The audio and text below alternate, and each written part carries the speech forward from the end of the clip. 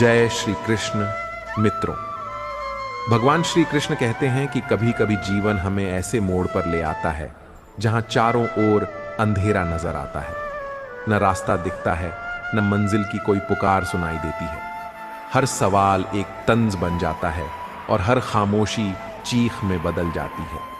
ऐसा लगता है जैसे भाग्य ने मुंह मोड़ लिया हो और उम्मीद ने भी साथ छोड़ दिया हो।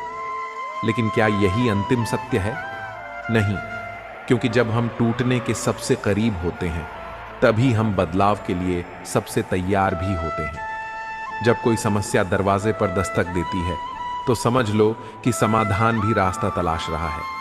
श्री कृष्ण कहते हैं, हर मुश्किल अपने साथ एक संदेश लाती है कि अब तू पहले जैसा नहीं रहेगा।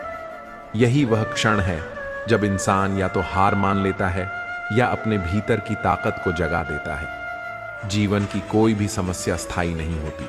वह आती है, हमें झकझोरती है और याद दिलाती है कि तू इन तूफानों से लड़ने के लिए बना है, हार मानने के लिए नहीं। जब तू गिरता है तो दर्द होता है, लेकिन जब गिरकर उठता है तो इतिहास रचता है। कोई रास्ता बंद नहीं होता, बस हमारी नजर उस ओर से हट जाती है जहां समाधान छिपा है। कभी शांत होकर बैठो, अपनी सांसों को सुनो।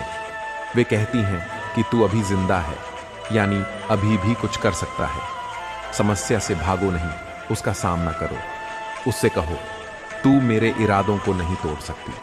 श्री कृष्ण कहते हैं, मनुष्य का जन्म सिर्फ सांस लेने के लिए नहीं, कर्म करने के लिए हुआ है। जैसे समय कभी नहीं रुकता, वैसे ही हमें भी अपने कर्मों को रुकने नहीं देना चाहिए। लेकिन कर्म करने से पहले एक सवाल मन को बेचैन करता है, क्या मैं सही रास्ते पर हूं? यही सवाल भीतर का सबसे बड़ा युद्ध बन जाता है। आशा का आकार मायने नहीं रखता, चाहे वह छोटी हो या बड़ी। जब तक आशा है तब तक ऊर्जा है, लेकिन जैसे ही निराशा मन में घुसती है, आत्मविश्वास, सोच और निर्णय डगमगाने लगते हैं। निराशा वह अंधेरा है जो मन के सारे दीपक बुझा देता है। इसलिए श्री कृष्ण कहते हैं, मुझे अपने भीतर बसाओ, मैं तुम्हारा दीपक बनूंगा, तुम्हारा रास्ता बनूंगा। सत्य ही ईश्वर है और मनुष्य का सबसे बड़ा धर्म है अपने हृदय में सत्य को जीवित रखना। जहां सत्य है वहां कोई दुख स्थायी नहीं रह सकता।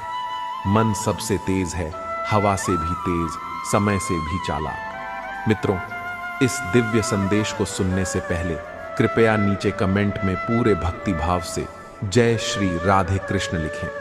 आपकी यह भक्ति हमारी इस यात्रा को और सुंदर बनाएगी।